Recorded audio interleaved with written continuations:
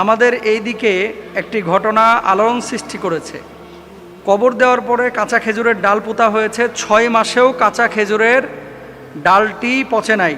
তাহলে এটা কিসের আলামত বা চিহ্ন বহন করে? আমরা কি ধরে নিতে পারি এই কবরবাসী যিনি কবরে রয়েছেন তিনি জান্নাতি? এটা বাংলাদেশে 2-4 দিন পর পর এরকম ঘটনা কিছু আসে, আর কিছু ইউটিউবে ফেসবুকে ভাইরা এগুলো ছড়িয়ে আমাদের সাধারণ যে মানুষগুলো এদের মনে নানান ধরনের প্রশ্ন উত্থিত করে বা উত্তোলন করে বা জাগ্রত করে। কবরের কাঁচা ডাল, আমি ভিডিওটা দেখলাম, এখানে হুজুর এরকম দাঁড়ায় বলতেছে যে এটার ব্যাখ্যা কী হবে। উনিও আসলে প্রশ্ন ছুড়েছেন যে 6 মাস, ওই যে মানুষ মারা যাওয়ার পরে 4 কোণায় কিন্তু কাঁচা খেজুরের ডাল দেওয়া হয়, 6 মাস একটা ডাল পচে নাই, অথচ মাথাও কাটা নিচও কাটা, এই ডালটাকে পুঁতে দেওয়া হয়েছে, কেন পচতেছে না? এটার জন্য ওনার প্রশ্নটা জেগেছে যে আসলেই তার মানে এখানে অলৌকিক কোনো কিছু বা কোনো ঘটনা বা কোনো বিষয় আছে কিনা, এই জন্য প্রশ্নটি করেছেন। আচ্ছা, তার আগে জেনে নেন যে এই যে কাঁচা খেজুরের ডাল পুঁতা হয় কেন, কবরে দেওয়া হয় কেন। রাসূল আকরাম সাল্লাল্লাহু আলাইহি সাল্লাম রাস্তা দিয়ে একদিন হেঁটে যাচ্ছিলেন, এমন মুহূর্তে 2টা কবরের পাশে যখন নবীজি দাঁড়াইলেন, দেখতে পেলেন কবরে আযাব হচ্ছে। নবীজি তো বুঝতেন সব কিছুই। কবরে আযাব যখন শুনতে পেলেন, নবীজি কাঁচা খেজুরের ডাল ওই কবরের মধ্যে গেড়ে দিলেন। তো সাহাবীরা জিজ্ঞেস করলেন, ইয়া রাসূলুল্লাহ, কাঁচা খেজুরের ডাল কেন গেড়ে দিলেন? যতদিন এই খেজুরের ডাল কাঁচা থাকবে ততদিন তাদের কবরে আযাব হবে না। সুবহানাল্লাহ। এই কারণে কাঁচা খেজুরের ডাল দেওয়া হয়। এখন কথা হচ্ছে, দেখেন, একটা হচ্ছে নবীজি করেছে খাস সেই সময়ে, কিন্তু নবীজি আদেশ করেন নাই যে এখন থেকে যে কেউ মারা গেলে তোমরা এই কাঁচা খেজুরের ডাল কবরে দেবা, এটা কিন্তু নবীজি আদেশ করেন নাই। 2 নম্বর বিষয় আরেকটা শেখার জন্য আপনাদেরকে বলি, সাহাবীদের পেট খারাপ হলো, ওই যে তুরবাতুশ শিফা মদিনায় একটা জায়গা আছে যেখানে আমি গিয়েছি, সাহাবীরা পেট খারাপ হয়ে গেছিল, নবীজিকে বললেন, ইয়া রাসূলুল্লাহ, পেটে পীড়া দিচ্ছে, পেট খারাপ হয়ে গেছে, কি করব? এই জায়গার মাটি তুলে খাও। তো নবীজি হয়তো ভাবে মাটিতে ফুৎকার দিয়েছিলেন, মাটি তুলে সাহাবীরা একটু করে ভক্ষণ করলেন, পেটটা ভালো হয়ে গেল। দেখেন, ওটা ছিল ওই সময়ের জন্য খাস।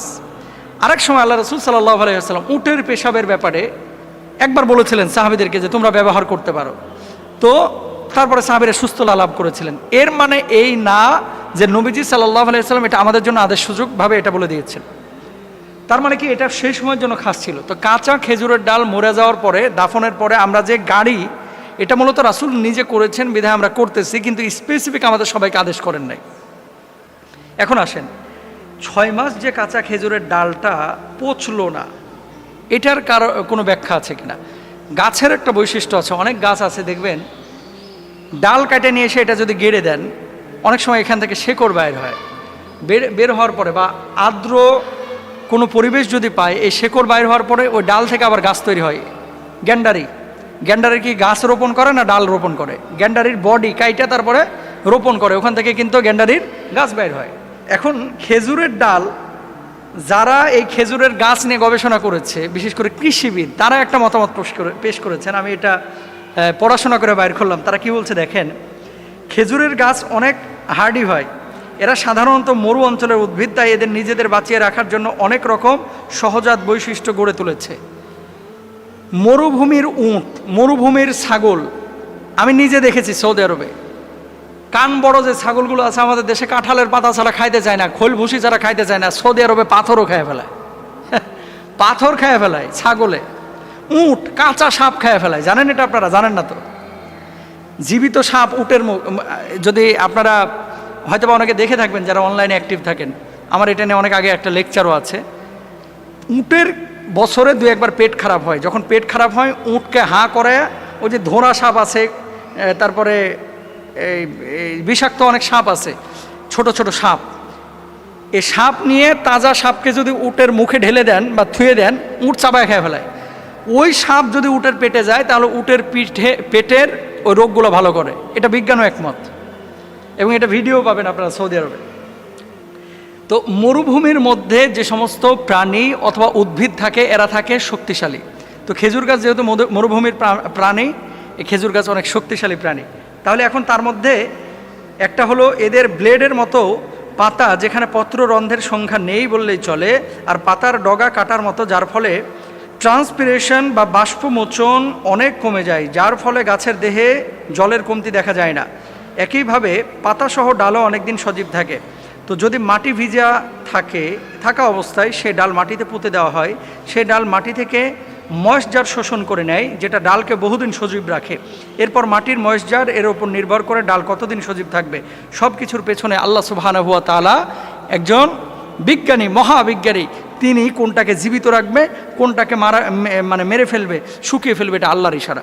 এখন এই 6 মাস যে কাঁচা খেজুরের ডাল এভাবে ভেসে আছে, এর কারণে গ্যারেন্টি দেওয়া যাবে না যে কবরে কোনো আযাব হচ্ছে না, এরকম কোনো বর্ণনা আল্লাহ রাসূলের থেকে নেই। সুতরাং এগুলো নিয়ে এত আলোচনা, পর্যালোচনার কোনো বিষয় নাই। আল্লাহ তাআলা আমাদেরকে বোঝার তৌফিক দান করুন। ভিডিও লিঙ্ক গ্রুপে দেওয়া থাকবে। সাল্লাতু ওয়াসসালামু আলা রাসূলিল্লাহ বাদ। মোহতারাম, সম্প্রতি কাবার পাশে বিয়ের অনুমতি দেওয়া হয়েছে। মালয়েশিয়া, ইন্দোনেশিয়ান অনেক ভাইয়েরা বোনেরা কাবার পাশে বৈবাহিক কার্যক্রম সম্পাদন করছেন, এরকম ভিডিও সামাজিক মাধ্যমে এখন দেখা যাচ্ছে। কাবার পাশে বিয়ে করাতে আলাদা কোনো ফজিলত আছে কিনা এবং মসজিদে বিয়ের ব্যাপারে ইসলামে শরিয়ার ভাষ্য কী? ভেরি ভেরি ইম্পর্ট্যান্ট একটা বিষয়। আমাদের সমাজে অনেক ভাইয়েরা আছে, বোনেরা আছে, যারা বিয়ে শাদী করার জন্য থাইল্যান্ডে যান, ব্যাংককে যান, হানিমুনে আপনারা মালদ্বীপে যান, অনেকে আছে।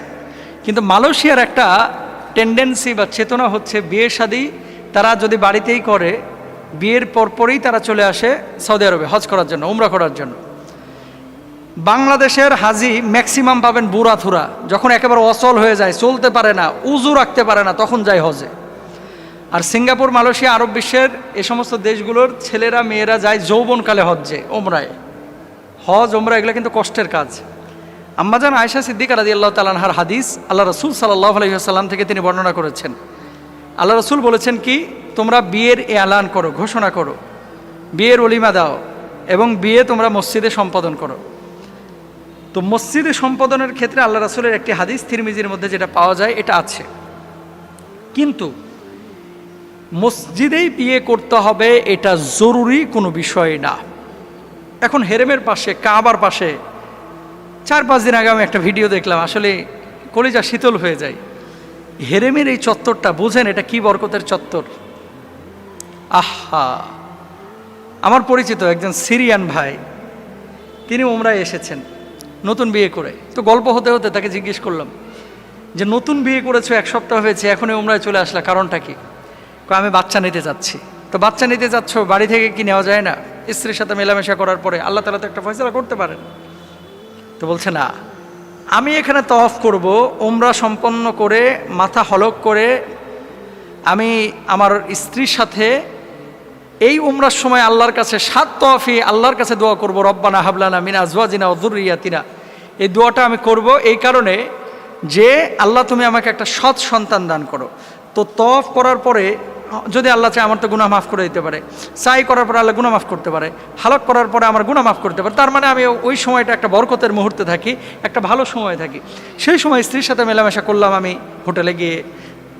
ওই বাচ্চা যদি কনসেপ্ট করে, আমাদের ধারণা আরব বিশ্বের যে এই বাচ্চাটা সৎ হওয়ার সম্ভাবনা আছে। সুবহানাল্লাহ, কি টেন্ডেন্সি! তারা বাচ্চা কাচ্চা নেওয়ার জন্য তওয়াফ করে কোথায়? কাবার পাশে। আর আমাদের দেশের ছেলেমেয়েরা হানিমুনে যায় ব্যাংককে, যায় কি করে? দেশে পড়তো ফুল প্যান্ট, ওখানে যায় পরে হাফ প্যান্ট। অনেক মেয়েরাও আছে এরকম, দেশে পড়তো মনে করেন একেবারে হিজাব, দেখতে রাবিয়া বসরির মতো, আর ওখানে যায় মনে করেন মাশাআল্লাহ একেবারে খচ্চরের মতো, খবিসের মতো আচরণ, ছোট্ট গেঞ্জি পরে, প্যান্ট পরে, এভাবে বাস হানিমুন করে বেড়াচ্ছে। ঘোড়ার ডিম, তোর বিয়ের মধ্যে কোনো বরকত থাকবে না, আর তোর সন্তান সন্ততি ভাই আল্লাহওয়ালা হবে না, বিশ্বাস করেন। এই সমস্ত কাজ যারা করে, অর্থাৎ নিজের শরীর, এই উলঙ্গ দেহ প্রদর্শন করে, মেয়েদের পেটটা তো দামি পেট, এই পেট থেকে কিন্তু মিজানুর রহমান আজহারি বাইর হয়, এই পেট থেকে কোরআনের পাখি আল্লামা সাইদি হুজুর বের হয়, এই পেট থেকে কিন্তু আহমদ শফি সাহেব বাইর হয়, এই পেট থেকে কিন্তু বড় বড় আলেম ওলামা বাইর হয়, তাই না? এই পেট থেকে আবার বঙ্গবন্ধুও বাইর হয়, এই পেট থেকে জিয়াউর রহমানও বাইর হয়, এই পেট থেকে আবার হারামখোরও বাইর হয়, এই পেট থেকে আবার সুদখোরও বাইর হয়, এই পেট থেকে আল্লাহ ওয়ালাও তৈরি হয়। তাহলে একই পেট, সব মায়েদেরই পেট, একই পেট থেকে কেউ বাইর হচ্ছে হারামখোর আর কেউ বাইর হচ্ছে হালালখোর। হালালখোর কোনগুলো বাইর হয়? আল্লাহর ওলি কোন মায়ের পেট থেকে বাইর হয়? যেই মা নিজে পবিত্র থাকে, যে বাপটা নিজে পবিত্র থাকে। সারা জীবন আকাম কুকাম করবা, আর বাচ্চা নেওয়ার সময় আল্লাহ এমন একটা বাচ্চা দিয়ে যেন হাফেজ বানায় ফেলতে পারে। তুই তো নামাজ পড়িস না, ফজরের জোরের নামাজ ঠিক মতো তুমি পড়ো না, রোজা ঠিক মতো তুমি করো না, হালাল হারাম তুমি তোয়াক্কা করো না, নিজের বউকে তুমি পর্দায় রাখো না, আর ছেলেটাকে তুমি মিজান আজহারি বানাইতে চাও। এত সোজা না। মনে রাখবেন, আপনি আপনার সন্তানকে মানুষ যদি করতে চান, এই সন্তানের জন্য কতটা হালাল পথ আপনি বেছে নিয়েছেন, এই সন্তানের জন্য কতটা হারাম আপনি বর্জন করেছেন, এই সন্তানের জন্য নিজে কতটুকু পরিশ্রম করেছেন, এটা কিন্তু আল্লাহ দেখবে। আল্লাহ এমনি যাজা দেবে না, আল্লাহ এমনি যাজা দেবে না। সুতরাং বি কেয়ারফুল। হেরেমের পাশে আপনারাও পারলে যে বিয়ে করেন, যারা বিয়ে করেননি এই সমস্ত যুবক যুবতী, অনেকে টাকা পয়সা কামাইছে, 2 লাখ 4 লাখ 5 লাখ 10 লাখ জমে গেছে, বিয়ে ঠিক হয়েছে, বাস কোনো মতে সৌদি আরবে যান, যাওয়ার পরে হেরেমের পাশে বিয়েটা সম্পাদন করেন। এখন তো সরকার অনুমোদন দিয়েছে, বরকতের জায়গা তো, আল্লাহ তাআলা চাইলে বরকত দেবেন ইনশাআল্লাহ। আল্লাহ তাআলা সবাইকে বুঝার তৌফিক দান করুন।